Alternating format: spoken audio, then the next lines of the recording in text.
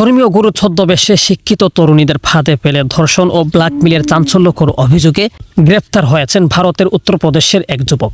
অভিযুক্ত 29 বছর বয়সী ওই ব্যক্তি 2021 সালে আইআইটি থেকে মেকানিক্যাল ইঞ্জিনিয়ারিং পাশ করে উচ্চ বেতনে চাকরি পেলেও পরে নিজেকে আধ্যাত্মিক গুরু হিসেবে পরিচয় দিতে শুরু করে। অভিযোগ অনুযায়ী ইউটিউব ও সামাজিক যোগাযোগ মাধ্যমে ধর্মীয় বাণী প্রচার করে থাকেন তিনি।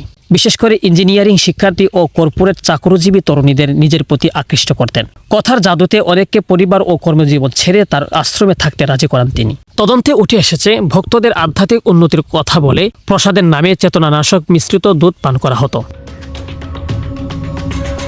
এরপর অচেতন অবস্থায় তাদের উপর যৌন নির্যাতন চালিয়ে গোপনে ভিডিও ধারণ করা হতো। পরে সেই ভিডিও ছড়িয়ে দেওয়ার ভয় দেখিয়ে ভুক্তভোগী ও তাদের পরিবারের কাছ থেকে লাখ লাখ টাকা আদায় করা হয়। অবশেষে 22 বছর বয়সী এক ছাত্রীর সাহসী অভিযোগের ভিত্তিতে পুলিশ অভিযান চালিয়ে অভিযুক্তকে গ্রেপ্তার করে। তার মোবাইল ফোন থেকে একাধিক নারীর আপত্তিকর ভিডিও উদ্ধার করা হয়েছে। পাশাপাশি আশ্রম থেকে মাদকাসক্ত অবস্থায় কয়েকজন তরুণীকেও উদ্ধার করেছে পুলিশ। শেখ সাদি, বিডিএস নিউজ।